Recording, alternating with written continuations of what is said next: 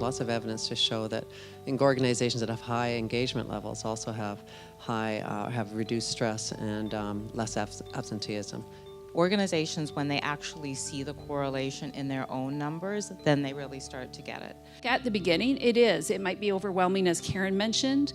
There might be people in your organization that are reluctant to really look at the metrics and look at what programming could help them moving forward. But once you get a couple of champions, you can go anywhere with that, and those champions help you do that.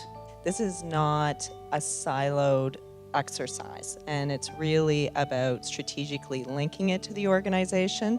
So it's not necessarily just adding something to your list, it's about growing and achieving better understanding of what you're already trying to achieve. Typically, the whole measurement question comes when an organization is either contemplating or has made a commitment to actually go on a journey to improve what's happened. So you might have disability leave, you might have a lot of turnover, those are sort of the results of things that are going wrong. But in measurement, there's also an opportunity to do some analysis to see why. It's not like you're going to stop it tomorrow because you've reached your required goal. It does have to be continuous. And I think the best way to measure that is just to look at your employees and their engagement. It's really important to have engaged employees.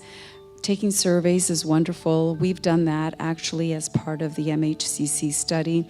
And we found that starting with our baseline and looking at where we are now, there's been an 18% increase in psychological health. I think it really can be potentially scary, especially in particular with mental well-being and exploring and that data and looking into metrics. But I think an important consideration is that we don't necessarily need to have all the solutions.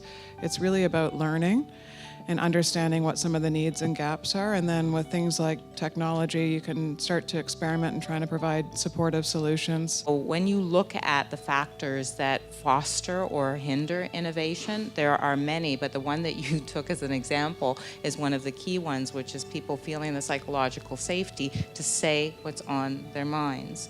Because when you think about it, if you have an idea and you're thinking about all the reasons why people are going to slam you or why it's politically incorrect, you're not going to bring forward that innovation. When you can see employees emerging with their stories saying, for example, I attended a screening clinic and I had no idea that I was in serious trouble, my life was actually saved. If I hadn't gone to the hospital or engaged with my doctor, I was a heart attack waiting to happen.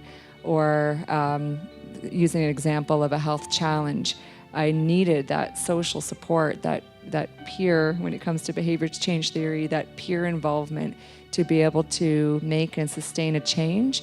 And I have changed my habits over the course of 6 months or a year, and these changes are with me. It's been life-altering, not just for me, but for my family.